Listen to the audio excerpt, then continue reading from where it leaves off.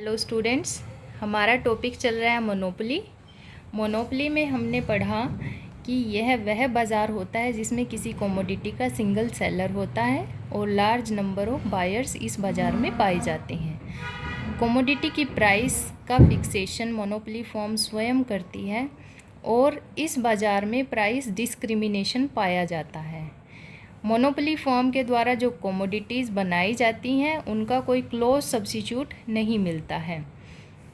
उसके बाद अगर हम बात करें इक्विलिब्रियम की फर्म के, तो हमने शॉर्ट रन इक्विलिब्रियम और लॉन्ग रन इक्विलिब्रियम दो पार्ट्स में मोनोपोली फर्म के इक्विलिब्रियम को डिवाइड किया है।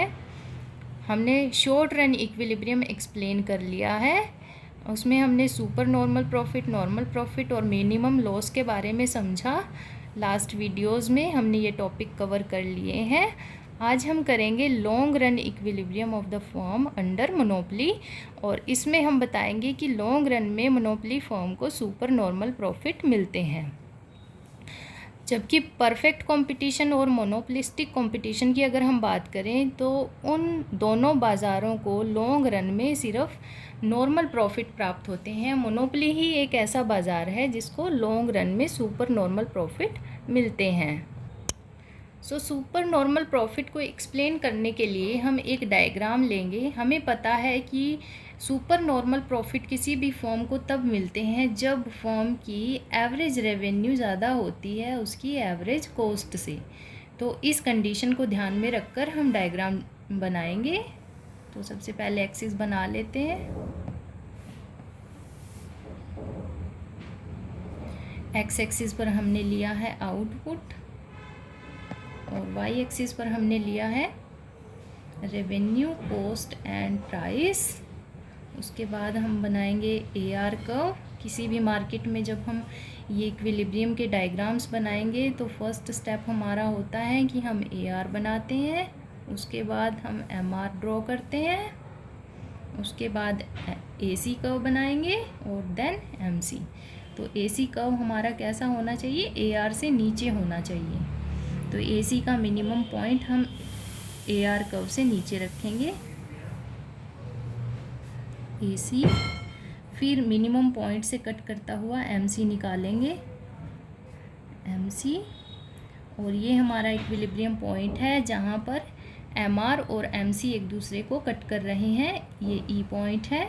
इसको अगर हम नीचे लेके आते हैं तो हमें इक्विलिब्रियम आउटपुट मिल गया OQ, और इस पॉइंट को जब हम ऊपर लेकर जाते हैं तो हमें इक्विलिब्रियम प्राइस मिल जाती है। AR कर्व तक लेके जाएंगे जब इसको, तो ये हमारी हो गई इक्विलिब्रियम प्राइस।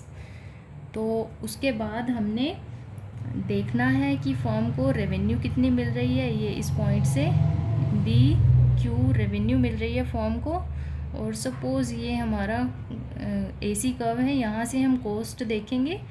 सपोज़ ये R पॉइंट है तो फर्म को कॉस्ट कितनी आ रही है? RQ। तो रेवेन्यू ज़्यादा है फर्म की, BQ इज़ ग्रेटर देन है RQ से। इन सब चीज़ों को हम लिख लेते हैं। हमने कहा है कि फर्म को एवरेज रेवेन्यू कितनी मिल रही है इस डायग्राम में? B से Q तक।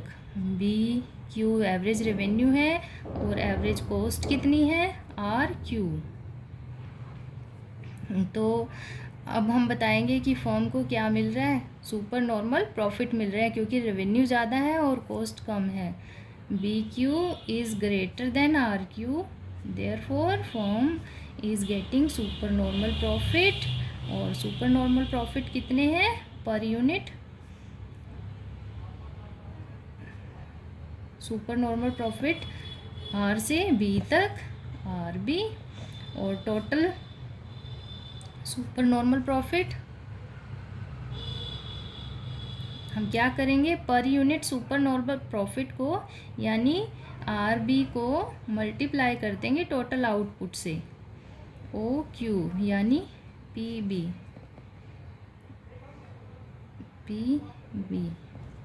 ठीक है। तो अब हम क्या करेंगे? टोटल सुपर नॉर्मल प्रॉफिट निकालने के लिए हमने क्या किया? Per unit super normal profit को टोटल आउटपुट से मल्टीप्लाई कर दिया। तो यानी कि ये वाला जो एरिया है R पॉइंट देखेंगे इसका यहाँ तक, ये सारे फॉर्म को सुपर नॉर्मल प्रॉफिट मिल रहे हैं। सपोज इसको भी हम कोई नाम दे देते हैं, तो टोटल सुपर नॉर्मल प्रॉफिट कितने हो गए, एरिया P1 PBR, ये सारे हमारे क्या हो गए, सुपर नॉर्मल प्रॉफिट। तो इस डायग्राम की आपने प्रैक्टिस करनी है, कोई डाउट होगा तो मैसेज करके पूछना है। Thank you so much.